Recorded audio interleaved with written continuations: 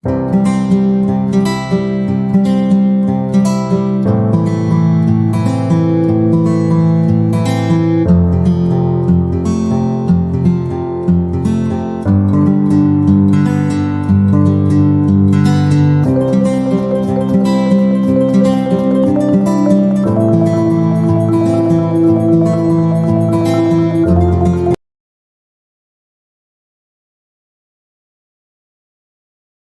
Class, how are you? कैसे हैं? लाजवाब हैं, फर्स्ट क्लास हैं। ओके, सो सेंट्रल प्रॉब्लम और पीपीसी के कंटेंट को फिनिश करने के बाद आज हम अपना नेक्स्ट टॉपिक स्टार्ट करने वाले हैं और ये है हमारा कंज्यूमर्स इक्विलिब्रियम। ये क्या है? Consumers equilibrium. कंज्यूमर्स इक्विलिब्रियम हमारा कंज्यूमर बिहेवियर के कंटेंट के अंदर आएगा, कंज्यूमर बिहेवियर के यूनिट के अंदर आएगा और इसमें हमें कंज्यूमर इक्विलिब्रियम के साथ साथ जो डिमांड वाला चैप्टर है, जो डिमांड वाला कंसेप्ट है, वो भी डिस्कस करना है। ओके, अगर मैं इस यूनिट की बात करूं, अगर मैं इस पूरे यूनिट की बात करूं दोस्तों, तो इसमें इस यूनिट को हम नाम देते हैं आपका कंज्यूमर्स बिहेवियर। इसको हम क्या नाम देंगे? Consumers behaviour. और कंज्यूमर्स बिहेवियर के अंदर, कंज्यूमर्स बिहेवियर के अंदर हमें दो टॉपिक को डिस्कस करना है। एक टॉपिक, जैसा कि मैंने अभी बताया, जो हम अभी शुरू करेंगे, वो है हमारा कंज्यूमर्स इक्विलिब्रियम। वो क्या है? Consumers equilibrium. और दूसरा टॉपिक वो होगा हमारा डिमांड, वो होगा हमारा डिमांड।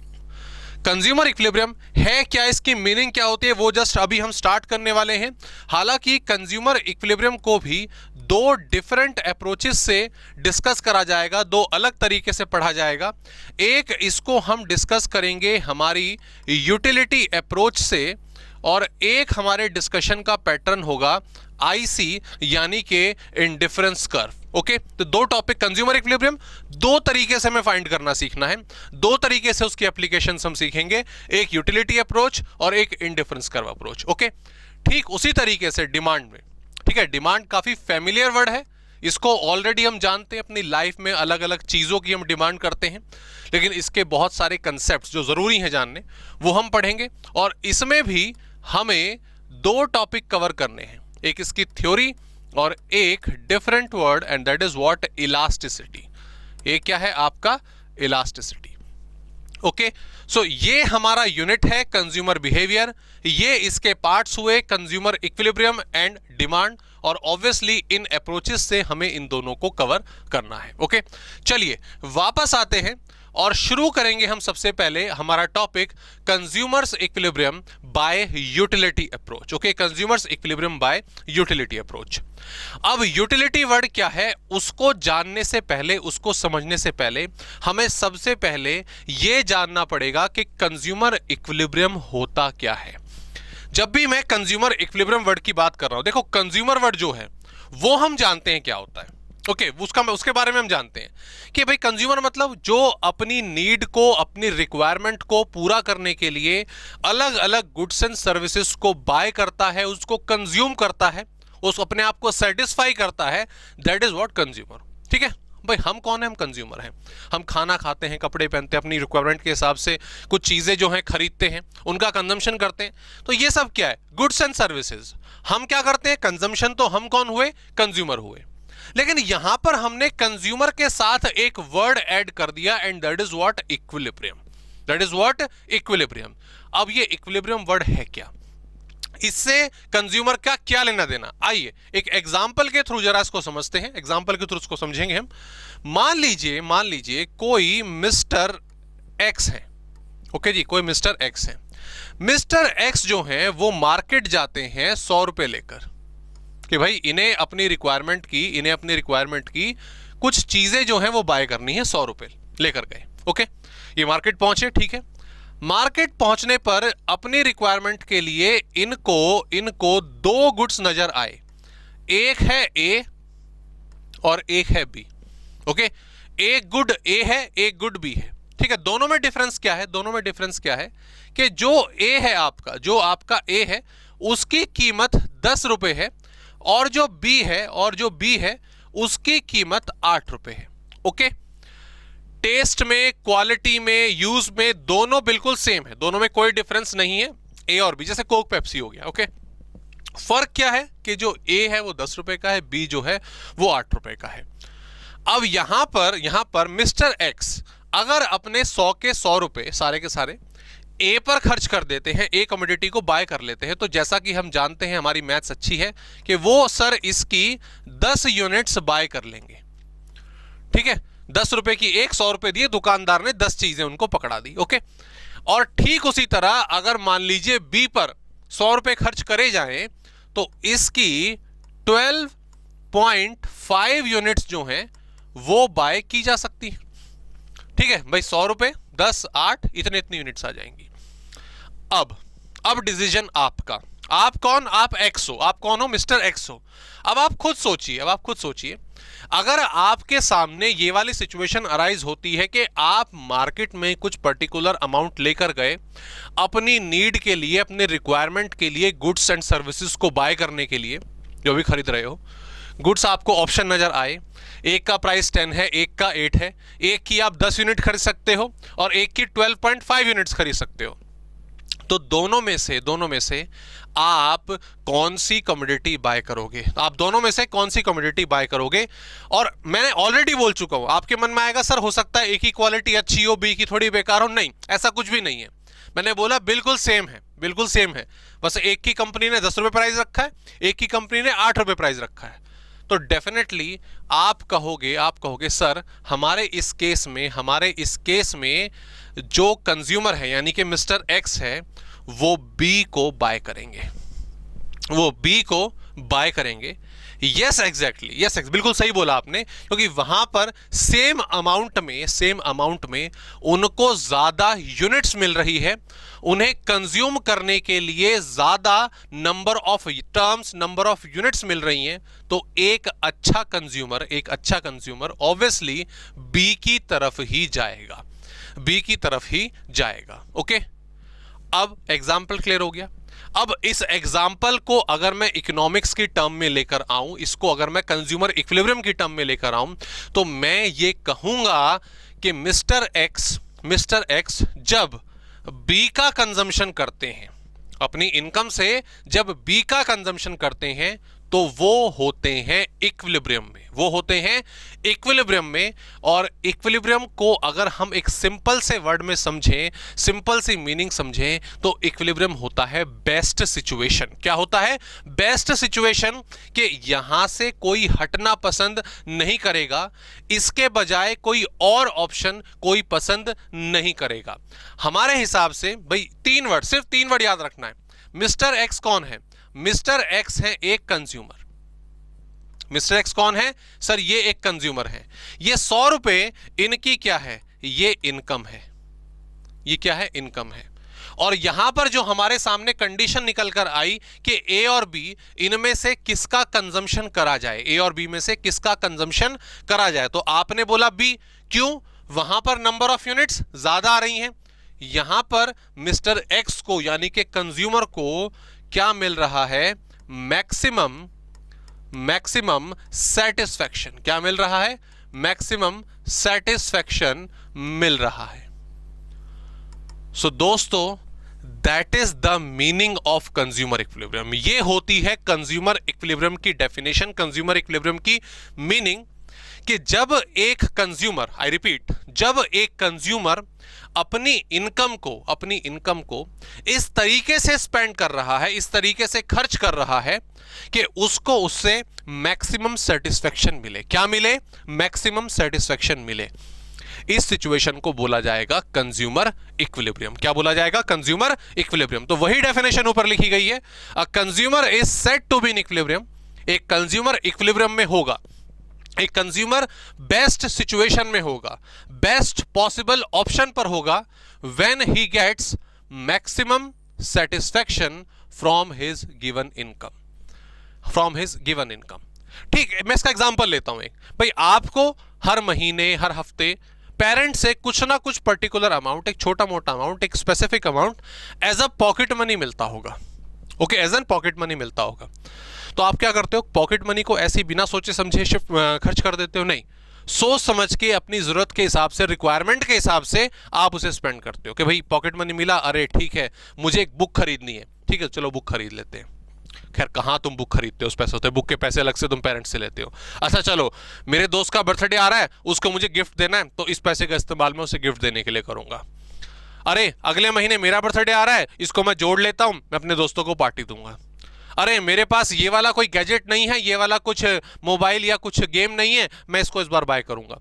तो सोच समझ के प्लानिंग करके पहले ही, ठीक है, आप उस मनी को सोच समझ के खर्च करते हो, ठीक है, पूरी प्लानिंग करते हो कि इस तरीके से इस मनी को अगर मैं स्पेंड करूंगा और अपने लिए कुछ बाय करूंगा, गुड्स हो सर्विसेज हो जो भी हो, तो मैं अपने इस मनी का सही तरीके से इस्तेमाल कर पाऊंगा।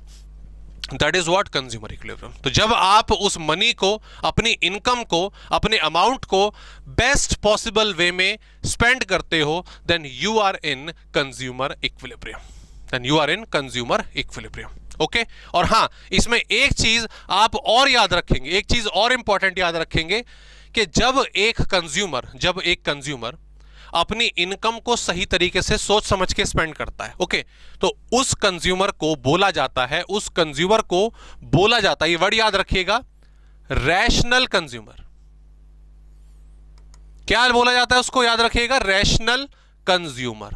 ओके, जैसे इस वाले एग्जांपल में मिस्टर एक्स ने बी को खरीदा सोच समझ के, यार प्राइस सेम है, सॉरी माफ कीजिएगा, क्वालिटी सेम है, यूज सेम है, और कुछ डिफरेंस इसमें नहीं है, प्राइस में ये सस्ता है तो इसी को खरीदना चाहिए क्योंकि ज्यादा यूनिट हमें मिलेंगी। तो यहां पर हम क्या बोलेंगे कि मिस्टर एक्स ने सोच समझकर, आई रिपीट, मिस्टर एक्स ने सोच समझकर अपने अमाउंट को स्पेंड करा, ठीक है, डिसीजन लेने में उन्होंने कोई भी गलती नहीं करी, उन्होंने यहां पर जो डिसीजन लिया है वो रैशनली लिया है। वो क्या लिया है, रैशनली लिया है, इसीलिए मिस्टर एक्स को एक रैशनल कंज्यूमर कहा जाएगा। क्या कहा जाएगा, रैशनल कंज्यूमर। ओके, और हां, इसी एग्जांपल में मिस्टर एक्स अगर ए को बाय कर लेते तो कोई लॉजिक नहीं था, ठीक है, उनका नीड पूरी हो जाएगी, ठीक है, लेकिन कोई लॉजिक नहीं था। अगर आपको सेम सेटिस्फेक्शन कम प्राइस में मिल रहा है तो you are not a rational consumer, फिर आप एक इररेशनल तरीके से बिहेव करते हो, आपको एक इररेशनल कंज्यूमर कहा जाएगा। ओके जी, ये क्लियर हुआ। Okay, so that is the meaning of consumer equilibrium जो अभी हमने समझी। आइए सफर पर अब बढ़ते हैं आगे, और आगे की हेडिंग जो हमें नजर आ रही है वो है यूटिलिटी। वो क्या है, हमारी यूटिलिटी। अब ये यूटिलिटी होता क्या है, आइए इसको समझते हैं।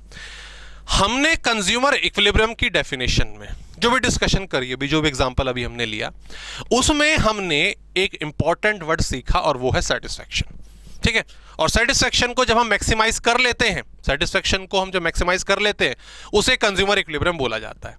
और यही वर्ड, सेटिस्फेक्शन वर्ड, हमने सेंट्रल प्रॉब्लम में, पीपीसी में पढ़ा कि यार रिसोर्सेज हमारे पास इतने हैं, इनका बेस्ट पॉसिबल वे से इस्तेमाल करो, ठीक है, इससे ज्यादा से ज्यादा सेटिस्फेक्शन लेने की कोशिश करो। तो ये वर्ड बार बार आ रहा है। ओके, अच्छा जी, आपको भूख लगी, ओके, आपको भूख लगी, आपने खाना खाया, आपने चपाती खाई, आपने राइस खाए, जो भी है, आपने 1 चपाती, 2 चपाती, 4 चपाती खाई, आपकी भूख मिट गई।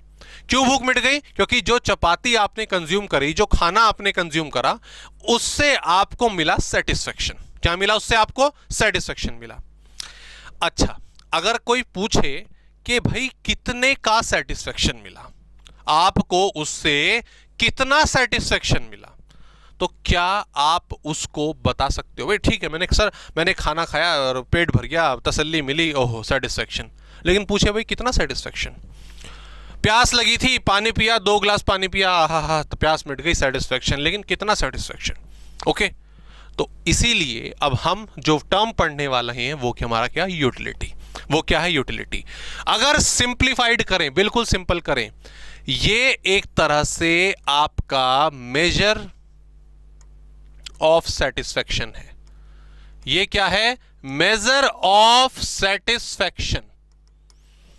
हाँ, लिखा हुआ है यहां पे, ऑलरेडी लिखा हुआ था, मेजर ऑफ सेटिस्फेक्शन। कि अगर आप कोई भी गुड या कोई भी सर्विसेज कंज्यूम करते हो, उसको बाय करके लेके आते हो, वो आप तक आती है और आप उसका कर रहे हो कंजम्पशन, तो उस कंजम्पशन से आपको सेटिस्फेक्शन मिलेगा। उस सेटिस्फेक्शन को मेजर करने की जो टर्म है उसको बोला जाता है यूटिलिटी, या आप कह सकते हैं यूटिल्स। ठीक है, यूटिलिटी या यूटिल्स। भाई आपसे कोई पूछे कि भाई आपका वेट क्या है, आप बोलोगे इतने KG, 50 KG, 60 KG, so KG, okay. KG is what, kilogram is what, ये एक यूनिट है मेजरमेंट की, आपके वेट की। आपसे कोई पूछे कि भाई आपकी हाइट क्या है, तो आप बोलोगे sir 5 feet, 6 feet, 7 feet, 7 feet तो बहुत ज्यादा हो गया, छोटी कर लेते हैं, 6 फीट तक ले आते हैं, तो 5 फीट 8 इंच, 5 फीट 6 इंच। तो ये फीट और इंच क्या है, ये यूनिट्स हैं, ये क्या है, यूनिट्स हैं हाइट को मेजर करने की। कोई पूछे भाई आपके घर से आपका स्कूल कितनी दूर है, आप कहोगे 1 किलोमीटर, 2 किलोमीटर, तो kilometre is what, unit, unit of distance, distance को मेजर करने की यूनिट है।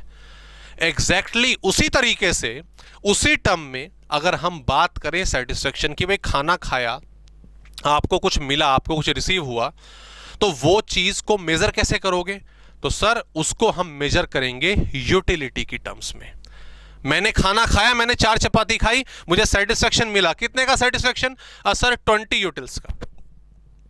मैंने पानी पिया, प्यास मिटी, कितने का सेटिस्फेक्शन मिला, सर 10 यूटिल्स का, ओके। 10 यूटिल्स या 10 यूटिलिटी कुछ भी। तो ये जो सेटिस्फेक्शन है, इसको मेजर करने के लिए जो टर्म हमारी होगी उसको बोला जाएगा यूटिलिटी। क्या बोला जाएगा, यूटिलिटी। इसको अगर हम प्रॉपरली इसका डेफिनेशन लिख लेते हैं, एक्सटेंड तुमने शॉर्ट में लिखा दिया, क्या बोली जाएगी definition, utility, utility is measure of satisfaction, measure of satisfaction, आप साथ साथ लिखेंगे, डिराइव फ्रॉम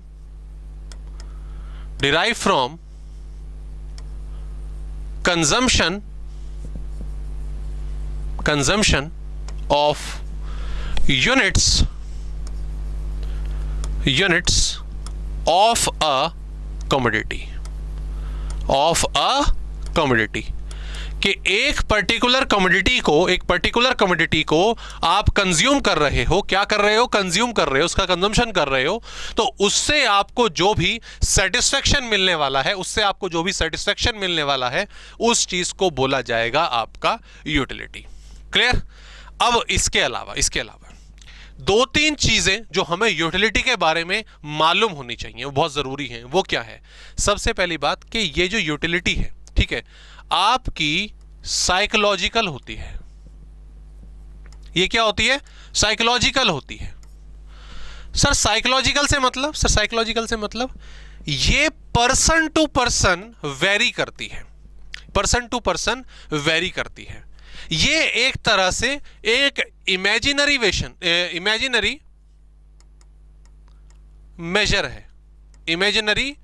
मेजर है। हम अपने अंदाजे से इसकी वैल्यूज एज्यूम करते हैं। फॉर एग्जांपल, भाई 4 चपाती आपने खाई और 4 चपाती मैंने भी खाई, ठीक है। अब भाई ठीक है, मेरी मान लीजिए आपसे मैं बड़ा हूं, मेरी डाइट थोड़ी ज्यादा है, तो 4 चपाती कंज्यूम करने से शायद मेरी भूख नहीं मिटी, लेकिन 4 चपाती खाने से आपकी भूख तो मिट गई। तो मुझे 4 चपाती से कम सेटिस्फेक्शन मिलेगा और आपको 4 चपाती से ज्यादा मिलेगा। क्लियर। भाई आपको चॉकलेट खाने का शौक है, मुझे नहीं है। आपने चॉकलेट खाई 2, आपको लगा अरे 2 चॉकलेट खाई, ये तो कहीं गले में रह गई, पेट तक तो पहुंची नहीं, कुछ मजा ही नहीं आया। अब मैं 2 चॉकलेट में सेटिस्फाई हो गया, तो सीधी सी बात है, अब इस केस में आपका satisfaction same obviously exactly same unit से ज्यादा है और मेरा कम है। तो इसीलिए जो यूटिलिटी है, ये एक तरह से साइकोलॉजिकल और एक इमेजिनरी मेजर होता है कि ये पर्सन टू पर्सन डिफर करता है। सेम यूनिट से सेम चीज को कंज्यूम करने से आपका सेटिस्फेक्शन अलग हो सकता है, मेरा अलग हो सकता है, किसी और का और डिफरेंट हो सकता है। क्लियर, यहां तक क्लियर हुआ। तो ये हमने यहां पर मीनिंग समझी कि व्हाट इज यूटिलिटी, ओके। अब इसके कंसेप्ट को, यूटिलिटी के कंसेप्ट को और बेटर वे में अगर हम समझें और एडवांस में लेके जाएं, तो हम यूटिलिटी को 2 पार्ट में डिवाइड करते हैं। एक होता है हमारा टोटल यूटिलिटी, जिसको हम in short TU total utility note करेंगे, और एक होता है MU मार्जिनल यूटिलिटी। ठीक है, तू मू, ठीक है, 2 हो गए हमारे। अब ये दोनों है क्या, what is total utility and what is marginal utility and what is the relationship between total utility and marginal utility. ठीक है, ये तीनों टॉपिक हम एक साथ करेंगे, इसको लिखेंगे, लेकिन इसके लिए हम पहले आएंगे अपने खाली स्पेस में। ठीक है, इसके लिए हमें कुछ डिफरेंट कंसेप्ट्स जो हैं वो समझने पड़ेंगे। ठीक है, ये रिलेशन पूरा का पूरा टोटल यूटिलिटी और मार्जिनल यूटिलिटी का, ये मैं आपको समझाऊंगा एक एग्जाम्पल की मदद से। एग्जाम्पल में कौन होगा, आप होंगे। पेन को साइड रख दीजिए, कॉपी को साइड कर दीजिए, सुनेंगे समझेंगे ध्यान से और देखेंगे किस तरीके से जो यूटिलिटी है हमारे बिहेवियर को अफेक्ट करती है, हमारे बिहेवियर को अफेक्ट करती है। आइए ध्यान देते हैं।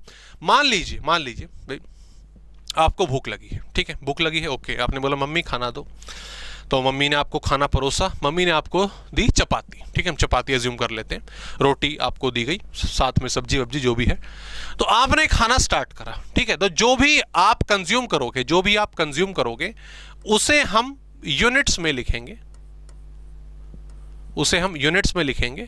कि कितने यूनिट्स आपने, कितनी चपाती वन बाय वन, ठीक है, आपने कंज्यूम करी। और उसके बाद उन चपातियों को कंज्यूम करने से आपको क्या मिला, सेटिस्फेक्शन।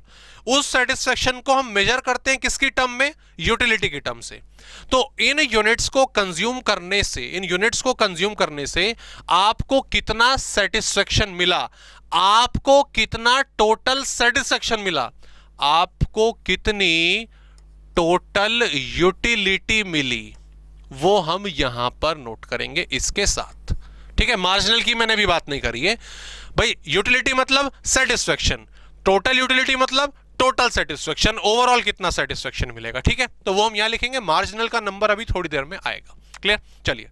अब आपको बड़ी तेज मात्रा में भूख लगी है, आपने मम्मी को बोला भाई खाना परोसो, तो मम्मी ने आपको पहली चपाती दी, एक चपाती।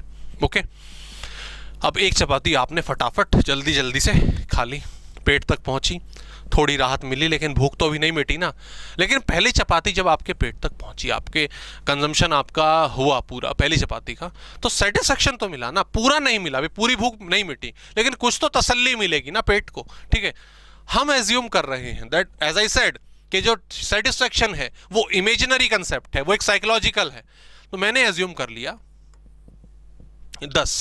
10 यूटिल्स का या 10 यूटिलिटी का आपको सेटिस्फेक्शन रिसीव हुआ। यहां तक क्लियर हुआ, आगे बढ़ते हैं।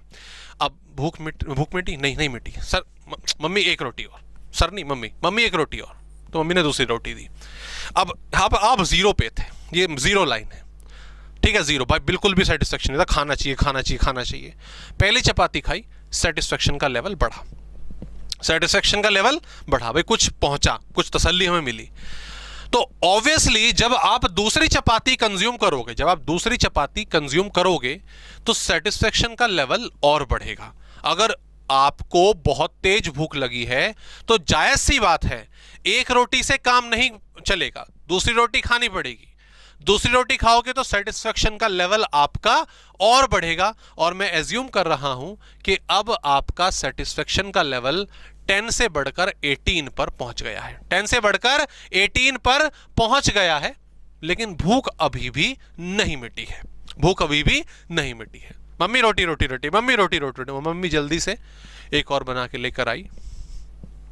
तीसरी चपाती आपने खाई, क्योंकि आपको भूख अभी भी लगी थी, तो पहले 0 से आप 10 तक पहुंचे, 10 से फिर 18 तक पहुंचे। पूरी तसल्ली अभी नहीं मिली है, तीसरी चपाती खाई और लेवल बढ़ा, अब 22 तक पहुंचे। क्लियर, अभी भी भूख नहीं मिटी है, पर कितना खाते हो तुम। खैर अच्छी बात है, देखो आपको नजर ना लगे, मेरी नजर ना लगे खाने की। ठीक है, खूब खाया करो, खूब सेहत बनाओ। मम्मी एक चपाती और लेकर आई, आपका सेटिस्फेक्शन और बढ़ा, 25 तक पहुंच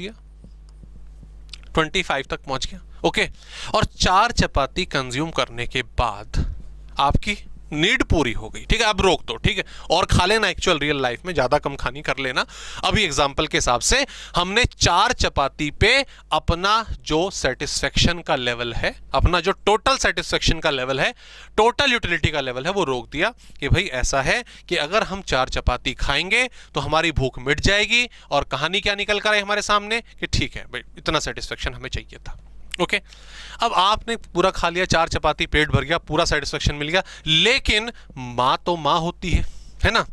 मम्मी ने जल्दी जल्दी एक चपाती और बनाई, एक चपाती और बनाई, और कितना कमजोर हो गया मेरा लाल, मेरा मुन्ना, बेचारी मेरी बच्ची कितनी कमजोर हो गई है, हैं? एक चपाती और जबरदस्ती दे दी। अब सोचो अब सोचो यहां पे ऑब्वियसली आपको सेटिस्फेक्शन 4 यूनिट का चाहिए था, 4 चपाती का चाहिए था, वो पूरा हो चुका है। उसके बाद भी आपको जबरदस्ती एक रोटी, एक कंजम्पशन, एक यूनिट और कंज्यूम कराई गई, तो क्या अब आपको उससे और सेटिस्फेक्शन मिलेगा? क्या आपको उससे और सेटिस्फेक्शन मिलेगा? नहीं। बॉडी को जितनी जरूरत थी, जो रिक्वायरमेंट थी, वो आपको मिल चुका है, दैट इज 25। ओके, इससे ज्यादा नहीं चाहिए। इसके बाद भी जबरदस्ती आपको 5th अगर यूनिट कंज्यूम करवाई गई, तो आपके सेटिस्फेक्शन पर कोई असर नहीं पड़ेगा, क्योंकि बॉडी को चाहिए ही नहीं इतना, सीधी सी बात है, इतने की रिक्वायरमेंट ही नहीं थी। उसके बाद ठीक है, माँ तो माँ ही होती है और पापा भी पापा ही होते हैं। पापा जबरदस्ती आगे कह रहा है यार एक रोटी मेरे साथ भी खा लिया करो, एक और चपाती आपको, भगवान करे ऐसे हो जाना पेट आपका, ठीक है। 6th यूनिट भी पापा के साथ आपको खानी पड़ गई, तो अब क्या आपका सेटिस्फेक्शन बदलेगा? नहीं सर, 25 ही रहेगा। अरे 25 नहीं रहेगा, अब तो उल्टा और कम होने लग जाएगा। अब तो होता है ना कई बार ओवर ईटिंग से अजीब सा मन लगने लगता है, अजीब सा कि यार वॉमिट हो जाएगा, ये ठीक है, ये सब। तो सीधी सी बात, अब सेटिस्फेक्शन का लेवल उल्टा फॉल होने लग जाएगा, उल्टा गिरने लग जाएगा। आपको जितनी रिक्वायरमेंट थी आप उतना कंज्यूम कर चुके हो, that is the highest limit. लेकिन उसके बाद भी अगर जबरदस्ती कंजम्पशन हो रहा है, तो अब आपको इससे डिससेटिस्फेक्शन रिसीव होने लग जाएगा। तो इसीलिए सेटिस्फेक्शन का लेवल वापस से फॉल होगा। ये ऑब्जर्व करा होगा कई बार आपने, नहीं तो आज कर लेना, जबरदस्ती करके देखना, ठीक है। डांट तो पड़ेगी पड़ेगी, आपको भी समझ आएगा कि हाँ मैं सही कह रहा था। ओके, तो हमने यहां पर देखा किस तरीके से टोटल यूटिलिटी जो है वो कैलकुलेट होती है, किस तरह से टोटल यूटिलिटी का लेवल बढ़ता है। टोटल यूटिलिटी का लेवल बढ़ेगा, कब तक बढ़ेगा? जब तक आपको सेटिस्फेक्शन चाहिए। उसके बाद भी अगर आपने कंजम्पशन जबरदस्ती चालू रखा, तो फिर वो लेवल नीचे आने लग जाएगा।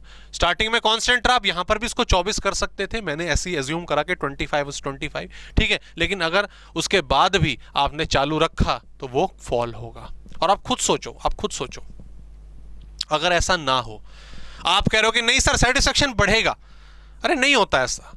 अगर ऐसा होता कि जितना खाओ सेटिस्फेक्शन बढ़ता रहेगा, तो सोचो शादियों में क्या होगा। भाई शादियों में तो खाना मतलब कितना ही खा लो ना, कोई मना थोड़ी ना करता है, तो फिर तो लोग खाते ही रहेंगे, बढ़ाते ही रहेंगे। बट दैट्स नॉट पॉसिबल, उसका कोई लॉजिक नहीं है, ऐसा नहीं होता है, हम जानते हैं।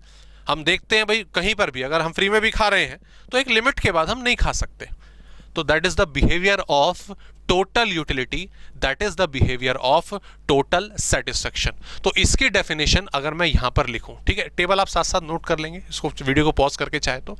अगर मैं डेफिनेशन लिखूं टोटल यूटिलिटी के, so what is total utility? Total utility is sum of all utilities या ब्रैकेट में सेटिस्फेक्शन भी लिख सकते हैं, ऑल यूटिलिटीज डिराइव्ड फ्रॉम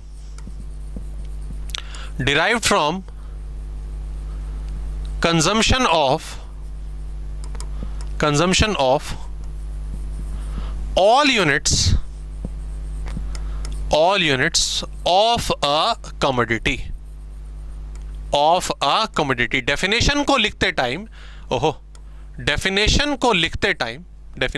लिखते टाइम आप प्लीज अ कमोडिटी और ऑल यूनिट्स, इसका ध्यान रखिएगा, ठीक है। ऑल कमोडिटीज नहीं बोलना है आपको, आई रिपीट, ऑल कमोडिटीज नहीं बोलना है। कमोडिटी एक है, माइक्रो इकोनॉमिक्स, अभी सिंगुलर कॉन्सेप्ट हम पढ़ रहे हैं, ओके। अगर ऑल कमोडिटीज बोल दोगे तो मैक्रो टर्म बन जाएगी, उसकी बात नहीं हो रही है। तो अ कमोडिटी ऑल यूनिट्स ये लिखना है आपको, ध्यान रखिएगा, ऑल कमोडिटीज नहीं लिखना है, ठीक है। तो डेफिनेशन को अगर हम दोबारा से देखें कि जो भी ओवरऑल सेटिस्फेक्शन हमें मिला है उन सबको जोड़ दीजिए, और सबको जोड़ दोगे तो ऑब्वियस सी बात है उसको हम बोलेंगे टोटल यूटिलिटी, ठीक है। और इसमें हम लिखेंगे, एक पॉइंट आप यहां पे लिख सकते हैं, it after reaching saturation, after reaching saturation it falls, it falls. यहां पे क्या इंपॉर्टेंट वर्ड नजर आया आपको सर? सैचुरेशन। सैचुरेशन का मतलब होता है टॉप लेवल, ठीक है, डायग्राम बनाएंगे भी उसमें शो करूंगा। ओके, सैचुरेशन का मतलब क्या है? टॉप लेवल, कि भाई इससे आगे ये नहीं बढ़ेगा, इसके बाद आपका फॉल होगा। तो ये तो जी कहानी हुई, हमारे क्या नाम है आपका टोटल यूटिलिटी की। That is the story of total utility. Now let's talk about this word marginal. अब जरा इस मार्जिनल वर्ड को, मार्जिनल यूटिलिटी हम पूरी बात कर रहे हैं, लेकिन मैं पहले मार्जिनल वर्ड पे आपको फोकस करके बताता हूं। याद रखिएगा जो एम वर्ड है ये मार्जिनल वर्ड है, मार्जिनल यूटिलिटी। आगे चल के हम पढ़ेंगे प्रोडक्शन, मार्जिनल प्रोडक्शन। आगे चल के चैप्टर हमारा आएगा कॉस्ट, मार्जिनल कॉस्ट। उसके बाद आएगा revenue, marginal revenue. Macro economics में भी मार्जिनल वर्ड हमारे पास बहुत आएगा। तो ये वर्ड बहुत ज्यादा इकोनॉमिक्स में आने वाला है। और ऑब्वियसली मार्जिनल का कंसेप्ट अगर आपको क्लियर हो गया कि मार्जिनल होता क्या है, सिर्फ डेफिनेशन नहीं, और भी बहुत सारे कंसेप्ट्स इससे रिलेटेड होंगे और वो समझोगे। अभी एकदम से नहीं, आने वाले चैप्टर्स में धीरे धीरे कंसेप्ट जब हमें दिखाई देने लगेंगे, लॉजिक समझ आने लगेगा, तब मजा आएगा इस वर्ड को और ज्यादा समझने में। सबसे ज्यादा कॉस्ट में मजा आने वाला है कि मार्जिनल की कितनी इंपॉर्टेंस होती है। खैर अभी यहां पर पढ़ते हैं। तो दोस्तों अगर मैं कभी भी आपको एक वर्ड बोलूं, क्या वर्ड बोलूं? मार्जिनल वर्ड बोलूं। मैं यहां पे पहले लिख देता हूं मार्जिनल यूटिलिटी, मार्जिनल यूटिलिटी। और मार्जिनल वर्ड कोई पूछे क्या होता है, कोई पूछे आपसे कि मार्जिनल वर्ड क्या होता है, तो फिलहाल अभी लेमैन लैंग्वेज का मतलब बस समझने के लिए इतना ध्यान रखना, marginal is calculated on single basis और it is a gap concept. It is calculated on gap basis. कि मार्जिनल वर्ड क्या है? ये सिंगल बेसिस पर कैलकुलेट होता है, ये गैप बेसिस पर कैलकुलेट होता है। होता क्या है वो इसके साथ जो वर्ड जुड़ता है उसके बिहाफ पर हम डिसाइड करेंगे। आइए अभी यहां पर चर्चा करते हैं शुरू। ध्यान दो, ये टेबल बनी हुई है, यूनिट्स लिखे हुए हैं, टोटल यूटिलिटी। आपने अभी इतना सारा खाना खाया, उसका कंसेप्ट आपने यहां पे लिखा। अब इस कंसेप्ट को, इस लॉजिक को जरा दोबारा से डिस्कशन में लेकर आते हैं। यूनिट आपने कंज्यूम करी एक, पहली चपाती जब खाई थी, सेटिस्फेक्शन 0 था। अभी जब बिल्कुल खाना अभी तक नहीं मिला, बहुत तेज भूख लगी है, सेटिस्फेक्शन 0 था। जैसे ही आपने एक यूनिट खाई तो टोटल यूटिलिटी 10 पर पहुंच गई। कितने पर पहुंच गई? 10 पर पहुंच गई। तो नतीजा क्या निकल कर आया कि आपको सेटिस्फेक्शन मिला 10 का। पहली चपाती से, पहली रोटी से आपको सेटिस्फेक्शन मिला 10 का। ठीक है जी, यहां तक क्लियर है। आगे बढ़ते हैं। अब एक चपाती खाने से आपकी भूख नहीं मिटी है। आप गए दूसरी चपाती पर, मम्मी से बोला लाओ मम्मी जल्दी फटाफट। तो दूसरी चपाती आई, आपको सेटिस्फेक्शन मिला और सेटिस्फेक्शन आपका पहुंच गया 18 तक। अब ध्यान से सुनना, ध्यान दो। जब पहली चपाती से आपको 10 का सेटिस्फेक्शन मिला, दूसरी से 18 का मिला, दूसरी चपाती पर सेटिस्फेक्शन कहां पहुंच गया? 18 पहुंच गया। कहां पहुंच गया? 18 पहुंच गया। ध्यान दो, अगर दो चपाती खाने से आपका टोटल सेटिस्फेक्शन 18 है। कितना है? 18 है। और उसमें पहली चपाती से आपको 10 का सेटिस्फेक्शन ऑलरेडी मिल चुका था। तो दूसरी चपाती ने आपको कितना एडिशनल, कितना एक्स्ट्रा सेटिस्फेक्शन दिया, जरा मुझे बताइए। तो सर जो इनके बीच का ये गैप है ना 8, ये दूसरी चपाती का सेटिस्फेक्शन है। ये 18 क्या है? दो नो चपाती से। लेकिन दूसरी का कितना है? वो 8 है। क्यों? क्योंकि पहली वाली ने 10 दिया था।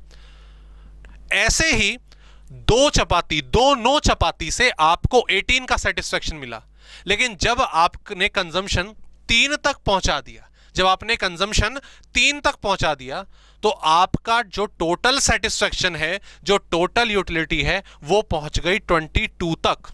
वो कहां तक पहुंच गई? 22 तक पहुंच गई। तो नतीजा क्या निकल के आया?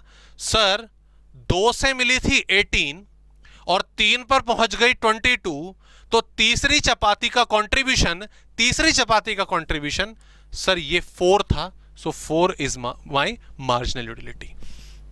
ऐसे ही फोर्थ जो आपकी चपाती थी, उसने मेरे सेटिस्फेक्शन को 3 से और बढ़ाया। सो 3 is my marginal utility. Okay, 5 पर कोई चेंज नहीं हुआ, 0। छठी पर तो कम हो गया, -5। That is my marginal utility. Okay, तो समझना बस ये है, टोटल में मैं क्या कर रहा हूं, मैं टोटल में सबको जोड़ रहा हूं। 1 चपाती, 2 नो चपाती, 3 नो चपाती, 4 5 6 की 6 पता नहीं जो भी बोलते हैं, 6 की 6 चपातियों से जो ओवरऑल टोटल सेटिस्फेक्शन मिला, दैट इज टोटल यूटिलिटी। लेकिन सिंगल बेसिस पर 2 नो से 18, तो दूसरी से कितना? 8। 3 से 22, तो तीसरी से कितना? 4। 4 से 25, तो चौथी से कितना? 3। तो सिंगल बेसिस पर जो आप कैलकुलेशन कर रहे हो वो होता है मार्जिनल। सिंगल बेसिस पर जो आप सेटिस्फेक्शन निकाल रहे हो हर यूनिट का, वो होता है मार्जिनल यूटिलिटी। और गैप बेसिस का मतलब आपको जस्ट गैप ही तो देखना है। 18 - 10 करा, 8 आया, 22 - 18 करा, 4 आया, तो नीचे वाले में से ऊपर वाला आपको माइनस करना है। So I hope you got the difference between the total utility and the marginal utility. ठीक है, आइए इसकी भी डेफिनेशन लिखते हैं, इसको भी कंप्लीट करते हैं यहां पर। ठीक है, what is marginal utility? What is marginal utility? MU is change in TU, total utility और टोटल सेटिस्फेक्शन दोनों लिख सकते हैं।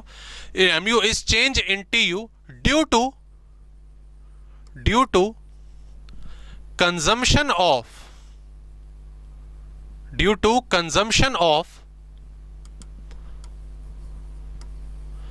1 more unit of the commodity। 1 more unit of the commodity। ठीक है, सबसे इंपॉर्टेंट वर्ड यहां पर क्या है? ये वाला है, 1 मोर, एक एक्स्ट्रा यूनिट कंज्यूम करने से जो भी कुछ टोटल यूटिलिटी में आपका चेंज आ रहा है, उसको हम मार्जिनल यूटिलिटी कहते हैं। ठीक है सर, अगर 2 का चेंज हो जाए कि भाई 2 से सीधा 4, मान लो 3 हमने काउंट ही नहीं करा, 2 से सीधा 4 पर चले गए या 4 से सीधा 6 पे चले गए, ऐसा हो सकता है क्या? 2 एक साथ हाँ जी, ऐसा हो सकता है, बिल्कुल हो सकता है। उस केस में मार्जिनल यूटिलिटी कैसे निकलेगी, ये हम अभी क्वेश्चन आंसर जब हम करेंगे, न्यूमेरिकल सेक्शन जब करेंगे, तब इसको मैं आपको समझाऊंगा कि किस तरीके से आपको ऐसे सिचुएशन में मार्जिनल यूटिलिटी कैलकुलेट करनी है। ठीक है, हाँ, इसमें अभी फिलहाल एक इंपॉर्टेंट चीज आप नोट करेंगे कि इट कंटिन्यूअसली फॉल्स। ये लगातार क्या फॉल होती है? एक्सेप्ट सम केसेस, कुछ केसेस को छोड़कर ये हमेशा फॉल ही होती है, हमेशा वैल्यू इसकी डाउन ही होती है। क्यों, वो अभी आएगा आगे, चिंता मत करना। ठीक है, तो यहां पर हमने 2 चीजें समझी, टोटल यूटिलिटी, जितना सेटिस्फेक्शन है सबको जोड़ दो, that is total utility. MU क्या है? एक एक्स्ट्रा यूनिट जब आप कंज्यूम कर रहे हो, तो आपको उससे कितना सेटिस्फेक्शन मिल रहा है। ओके, चलिए आगे बढ़ते हैं, सफर को ले जाते हैं और आगे, और नेक्स्ट हेडिंग हमारी आ रही है relationship between TU and MU। Total utility और मार्जिनल यूटिलिटी के बीच में क्या रिलेशन है? आपने दोनों पढ़ तो लिए, आपने दोनों का टेबल भी बना लिया। ठीक है, अब इनके बीच का रिलेशनशिप क्या है, जरा उसको देख लेते हैं। तो टेबल और जो हमारा डायग्राम होता है ना, बेसिकली ये रिलेशनशिप को एक्सप्लेन करता है। तो वो जो टेबल आपकी वहां बनी हुई है ना, उसको मैं यहां पे रिपीट कर रहा हूं, आप उसको यहां पर नोट कर लेंगे। यूनिट 1 2 3 4 5 6। ओके, हमने यहाँ पर टोटल यूटिलिटी लिखा था। टोटल यूटिलिटी पहले था 10 18, फिर था 22 25 और 21 था, 20 था, जो भी था 20 लिख दिया मैंने।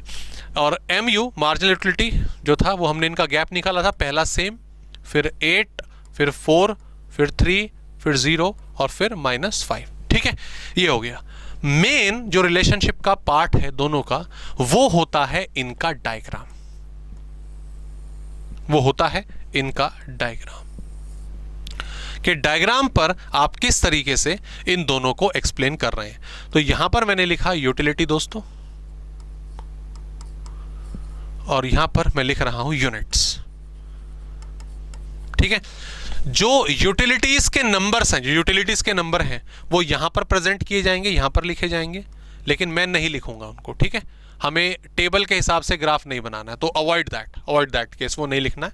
और यूनिट्स आप जो है वो यहां पर लिखेंगे, लाइक 1 2 3 जो भी होता है, लेकिन नंबर्स लिखने की जरूरत नहीं है, हम सिंपल ग्राफ बनाएंगे, वो सफिशिएंट होता है हमारी एक्सप्लेनेशन के लिए। एग्जाम में ऐसा कुछ नहीं आने वाला कि एग्जैक्ट इन वैल्यूज के हिसाब से आपको ग्राफ बनाना है, आपको कंसेप्ट जो है वो क्लियर होना चाहिए। ओके, नाउ सबसे पहले बात करते हैं टोटल यूटिलिटी की। जो टीयू है वो कैसे बनेगा। अब अगर हम अपने टेबल में टीयू को देखें, टीयू की तरफ नजर डालें, तो हम देख रहे हैं कि सर ये पहले 10 था, फिर 18 था, फिर 22 था, फिर 25 था, लगातार बढ़ रहा है, लगातार बढ़ रहा है, लगातार इसकी वैल्यू बढ़ रही है। लेकिन 25 पर पहुंचकर ये मैक्सिमम हो गया, 25 पर पहुंचकर ये मैक्सिमम हो गया और उसके बाद फिर फॉल होने लगा। So what is the behaviour of TU, what is the behavior of TU, what is the behavior of total utility, कि ये पहले राइज होगा, टॉप पर पहुंचेगा और फिर फॉल होगा। तो सिंपली अगर हम इसको बनाएं, जीरो लेवल से नहीं बनाना है, आगे से बनाना है, यहां से शुरू करेंगे इसको हम। ठीक है, इस तरीके से, दैट इज टोटल यूटिलिटी। ठीक है, यहां पे y से शुरू नहीं करेंगे, y से शुरू करते तो फिर ये 0 से स्टार्ट होता, लेकिन मुझे 1 से शुरू करना है, तो मैंने थोड़ा आगे से स्टार्ट करा कि पहले बढ़ा, फिर राइज हुआ और फिर फॉल। जहां पर राइज हुआ है, जहां पर टॉप पर पहुंचा है, माफ कीजिएगा, जहां पर टॉप पर पहुंचा है, इस पॉइंट को मैंने नाम दिया P। इसको मैंने क्या नाम दिया? P। And P is my saturation point. इसे हम क्या बोलेंगे? Saturation point.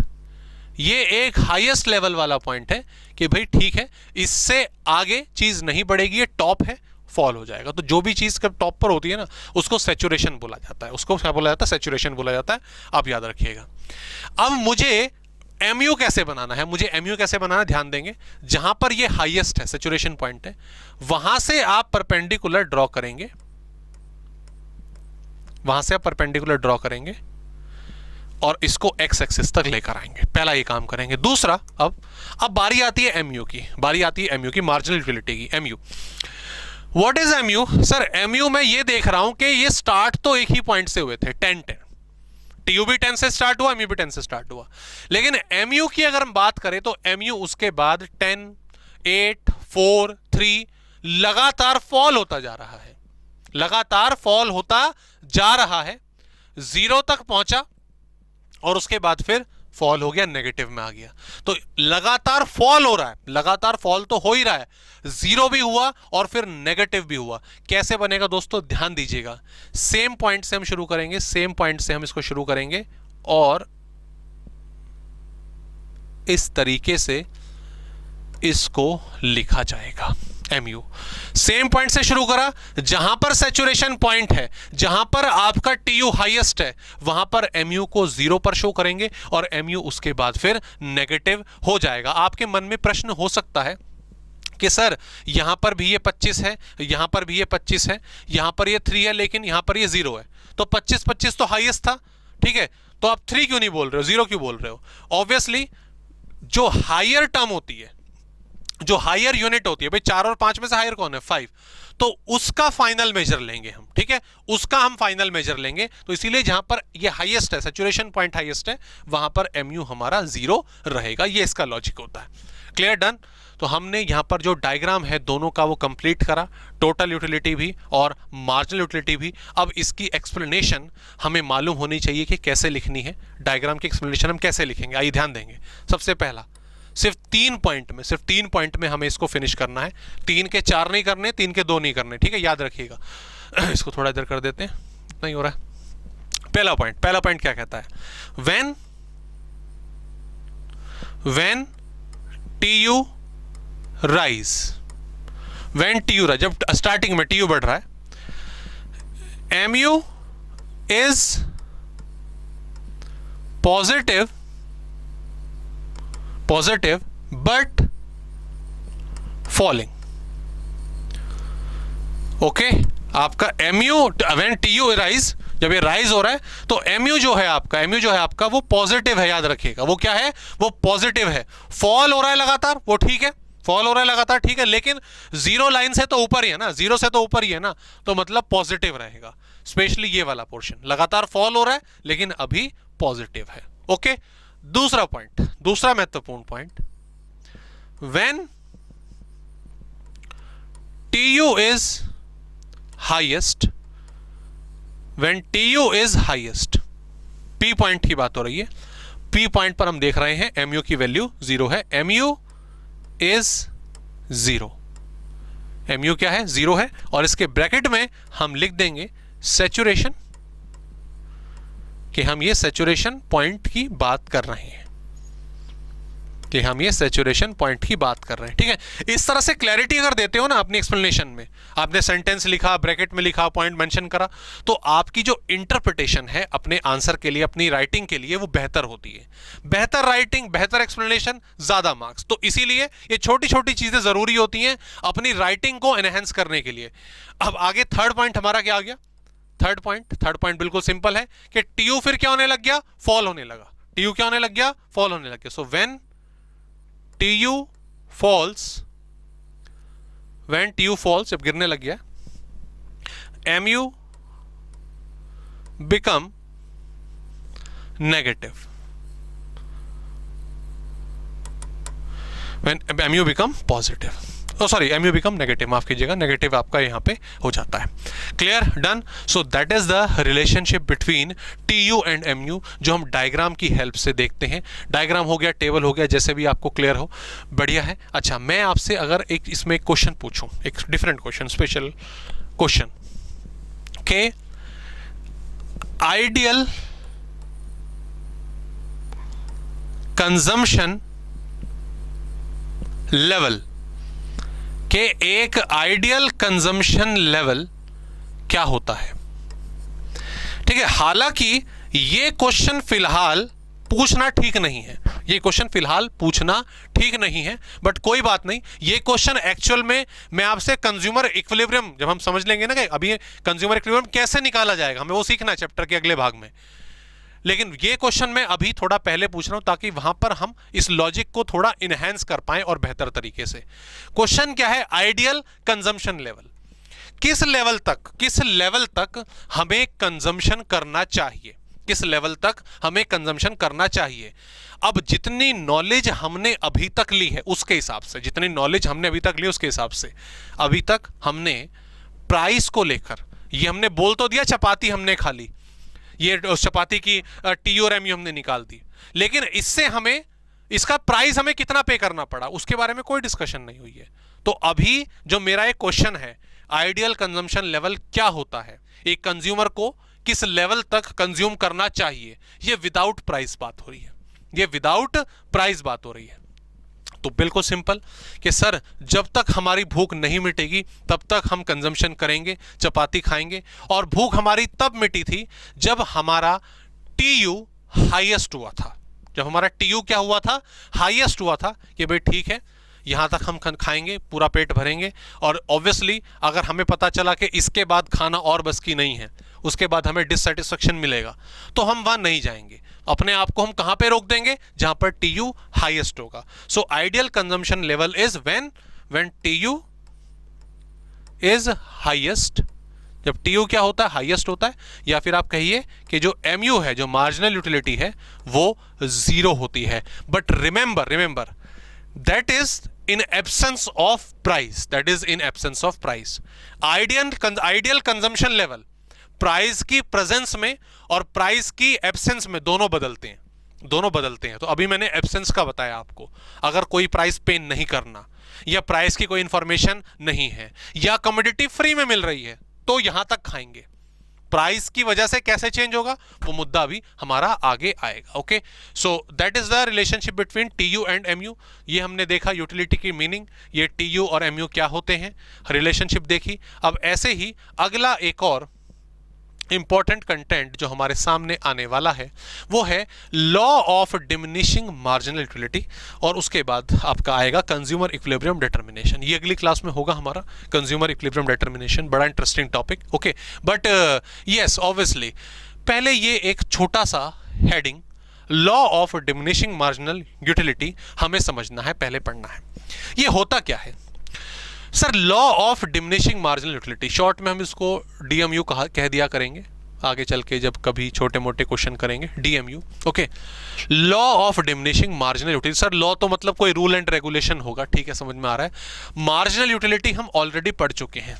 मार्जिनल यूटिलिटी हमने भी समझा कैसे निकलता है, होता क्या है। तो जो भी एडिशनल कंजम्पशन से चेंज आता है वो मार्जिनल यूटिलिटी होता है। इसके साथ सर आपने एक वर्ड जोड़ दिया है और वो है डिमिनिशिंग। वो क्या है? डिमिनिशिंग। और डिमिनिशिंग का मतलब होता है कि जो चीज हमेशा गिरती है, जो चीज हमेशा फॉल होती है, जिसमें हमें फॉल आउट देखने को मिलता है। तो मार्जिनल यूटिलिटी गिरती है, मार्जिनल यूटिलिटी हमेशा गिरती है, ऐसा लॉ। और ये आप ऑलरेडी ऊपर डिस्कस कर चुके हो। मैं दोबारा से इसको थोड़ा सा बताऊं आपको। दोस्तों, आप ऑब्जर्व करेंगे हमेशा सदैव जब भी आप कंजम्पशन करते हैं किसी कमोडिटी का, घर पे खाना खा रहे हैं, राइस खा रहे हैं, चपाती खा रहे हैं, पानी पी रहे हैं, कुछ भी, तो हमेशा जब जब भी आप कंजम्पशन करोगे तो सेटिस्फैक्शन पहली यूनिट से सबसे ज्यादा होता है। सबसे जितना सेटिस्फैक्शन, एग्जांपल जो हमने लिखा, जितना सेटिस्फैक्शन आपको पहली चपाती से मिला दूसरी से उतना थोड़ा कम मिलेगा, ठीक है। दूसरी, मैं दोनों की बात नहीं कर रहा हूं, दोनों में तो ओवरऑल बढ़ रहा है, लेकिन दूसरी का सेटिस्फैक्शन पहले वाली से कम था, तीसरी का और कम हो जाएगा, चौथी का और कम हो जाएगा, तभी जाकर हमारा कंजम्पशन एक लेवल पे आके रुक पाता है। बहुत तेज प्यास लगी है, 3 गिलास पानी हम पी जाएंगे, लेकिन जो सेटिस्फैक्शन पहले ग्लास से मिलेगा उतना दूसरे से नहीं मिलेगा, दूसरे से और कम मिलेगा, तीसरे से और कम मिलेगा, और तभी जाकर हमारा कंजम्पशन एक लेवल पर रुक जाएगा, स्टॉप हो जाएगा। क्लियर? तो यहां पर ये जो हेडिंग है हमारी वो यही कह रही है, law of DMU, law of diminishing marginal utility, यही कहता है कि अगर हम वन बाय वन किसी भी कमोडिटी की यूनिट्स का कंजम्पशन करेंगे तो मिलने वाला सेटिस्फैक्शन, आई रिपीट, मिलने वाला सेटिस्फैक्शन हर अगली यूनिट से लगातार कम होता जाएगा, इसको डेफिनेशन में आइए लिखते हैं। Law of DMU, law short में लिख देता हूं इसको मैं, law of DMU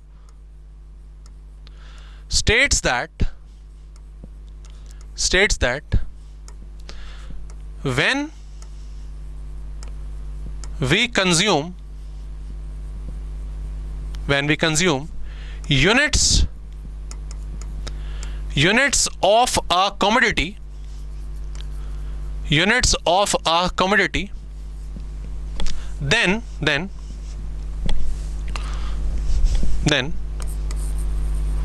satisfaction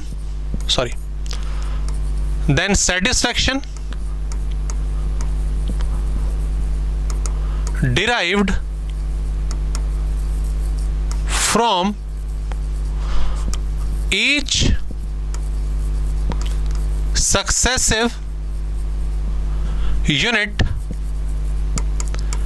is always less than the unit consumed before, okay आइए थोड़ा सा इसको डिटेल में देखें एक बार दोबारा से। क्या कह रहा है? Law of DMU states that when we consume units of a commodity, जब एक कमोडिटी की यूनिट्स को हम खा रहे हैं, normal situation, then satisfaction derived from each successive unit. Each successive unit का मतलब क्या है? अगले वाली यूनिट। सक्सेसिव का मतलब क्या है? अगले वाली यूनिट। उसका सेटिस्फैक्शन, ईच सक्सेसिव यूनिट का satisfaction is always less than the unit consumed before. उससे मिलने वाला सेटिस्फैक्शन हमेशा उसके पहले वाली यूनिट से मिलने वाले सेटिस्फैक्शन से आपको कम ही मिलेगा, आपको कम ही मिलेगा, ज्यादा की पॉसिबिलिटी, ज्यादा के चांसेस नहीं है। ओके जी, क्लियर हो गई ये बात? बिल्कुल सिंपल है। तो जो ऊपर एक बेसिक सा लॉजिक आपने मार्जिनल यूटिलिटी का समझा था वो हमने यहां पर डिस्कस किया है। ओके, डेफिनेशन उसकी लिखी है। हाँ, लेकिन ये खत्म नहीं हुई हेडिंग, इसमें मैं हेडिंग डालने वाला हूं एक्सेप्शंस, या एक्सेप्शन से अच्छा है आप बोलेंगे assumptions. Assumptions of law of DMU, assumptions of law of DMU। Okay, सबसे पहला पॉइंट, पहली बात तो हेडिंग क्या है? assumptions of law of DMU का मतलब है आप कह रहे हो कि जैसे जैसे मैं एक यूनिट कंज्यूम करूंगा, हर अगली यूनिट कंज्यूम करूंगा किसी कमोडिटी की, तो उससे मिलने वाला सेटिस्फैक्शन कम होगा। ठीक है, आप कह रहे हो, मैं भी कह रहा हूं, हाँ ऐसा होगा, बिल्कुल ऐसा होगा, अगर हम इन चीजों का ध्यान रखेंगे जो मैं यहां पे लिखने जा रहा हूं। अगर इन चीजों का ध्यान नहीं रखा गया, अगर हम इन चीजों का ध्यान नहीं रखेंगे, तो हो सकता है ये लॉ अप्लाई ना हो सकता है हर अगली यूनिट से मिलने वाला सेटिस्फैक्शन ज्यादा हो, हर अगली यूनिट से मिलने वाला सेटिस्फैक्शन ज्यादा हो। कैसे ध्यान देंगे? पहला पॉइंट आता है कि there is no habitual consumption, there is no habitual consumption. जैसे कि एग्जाम्पल अगर मैं इसका लिखूं, जैसे फॉर एग्जाम्पल, जैसे सिगरेट के केस में होता है, जैसा लिकर के केस में होता है, जैसा चॉकलेट के केस में होता है, जैसा गोलगप्पों के केस में होता है। मतलब वो कमोडिटी जिसकी हमें हैबिट है, जिसके लिए हम हैबिचुअल हैं। भाई आपको गोलगप्पे खाने का बहुत शौक, ओके, चाहे एक हफ्ता हो गया, 10 दिन हो गए गोलगप्पे नहीं खाए, तो क्रेविंग सी होने लग गई कि आज स्कूल के बाद या शाम को गोलगप्पे खाने जाएंगे। आप दोस्त के साथ पहुंचे शॉप पे, ये भैया देना जरा गोलगप्पे फटाफट से, बहुत दिन हो गए। वो भी कह रहा है थोड़ा रुको, अभी है यहाँ पे, रुको, वो और तरसा रहा है आपको। ठीक है, आपका नंबर आया, 5 मिनट वेट करने के बाद उसने दी आपको दोना प्लेट वगैरह दिया, गोलगप्पा उसमें आया, आपने गप करके अंदर ले गए, है ना। लेकिन अरे ये तो कुछ मजा सा ही नहीं आया यार, ये तो टेस्ट यहीं पे रह गया, थोड़ा भैया और दो। तो 3-4 गोलगप्पे जब आपने खा लिए तब जाके लगा कि हाँ कुछ खाया है। तो यहां पर जहां पर भी हैबिचुअल कंजम्पशन होगा, जहां पर हमें आदत है उन कमोडिटी की, तो मिलने वाला सेटिस्फैक्शन अगली यूनिट्स में ज्यादा होता है। पहला गोलगप्पा दूसरा गोलगप्पा खाया, पता ही नहीं चला कुछ हुआ है, मजा सा ही नहीं आया। जब 3-4 खाए तब पता चला कि हाँ यार कुछ तसल्ली सी है मन को। तो यहां पर क्या था, 3rd 4 का सेटिस्फैक्शन ज्यादा था। ऐसे ही सिगरेट लिकर के केस में जैसे होता है, जो हैबिचुअल होते हैं, लिकर भाई पहला थोड़ा सा पिया, बंदा झुमा नहीं, कुछ ऐसे, अरे कुछ हुआ ही नहीं, अरे और पिलाओ भाई, और लाओ भाई के लिए, ठीक है, ऐसे होता है ना, देखा होगा आपने अक्सर। तो जब वो 3-4 घटक लेता है तब उसे लगता है हाँ भाई कुछ हो रहा है ना, ऐसे, मतलब मैंने नहीं कहा, मैं देखा लोगों को जैसे। सो वहां पर क्या सेटिस्फैक्शन बाद में ज्यादा हमें देखने को मिल रहा है। तो द थिंग इज, अगर ये एक नॉर्मल कंजम्पशन है, देयर इज नो हैबिचुअल, अगर एक नॉर्मल कंजम्पशन है कमोडिटी का, तो हम देखेंगे कि सेटिस्फैक्शन लगातार गिरेगा। लेकिन हैबिचुअल गुड्स के केस में ऐसा देखने को शायद ना मिले। ओके जी, दूसरा point, there should be ideal size of units, ideal size of units होना चाहिए। जब आपसे पूछा कि भाई सीधी सी बात है, आप क्या खा रहे हो? सर चपाती खा रहे हैं। अच्छा, 1 चपाती से कितना सेटिस्फैक्शन मिला, 2 चपाती से कितना सेटिस्फैक्शन मिला, समझ में आता है। लेकिन हर रोटी के एक टुकड़े से एक बाइट आपने ली, उससे कितना सेटिस्फेक्शन मिला, ये तो पॉसिबल नहीं है ना कैलकुलेट करना। तो जो आप यूनिट कंज्यूम कर रहे हो उसका साइज प्रॉपर होना चाहिए। एक गिलास पानी पीने से आपकी कितनी प्यास बुझी, आपको कितना सेटिस्फेक्शन मिला, ठीक है मेजर कर सकते हैं, लेकिन एक चम्मच पानी पीने से यार वो थोड़ी ना मेजर होगा। ठीक है, एक बाउल राइस कंज्यूम करने से आपको कितना सेटिस्फेक्शन मिला, मेजर हो सकता है, लेकिन एक चावल का दाना खाया कृष्ण भगवान के जैसे तो उनको पेट भर गया, लेकिन सारे कृष्ण भगवान थोड़ी ना है, क्लियर, उनका एक क्या नाम है, आपने एक चावल खाया तो कितना सेटिस्फेक्शन मिला, ये तो पॉसिबल नहीं है ना, ये तो पॉसिबल नहीं है, क्लियर। तो इसीलिए जो भी हम कंजम्पशन करेंगे उसका साइज आइडियल होना चाहिए। एंड थर्ड पॉइंट इज, अच्छा बी था मतलब C point is there should be no time lag between two units, between two units।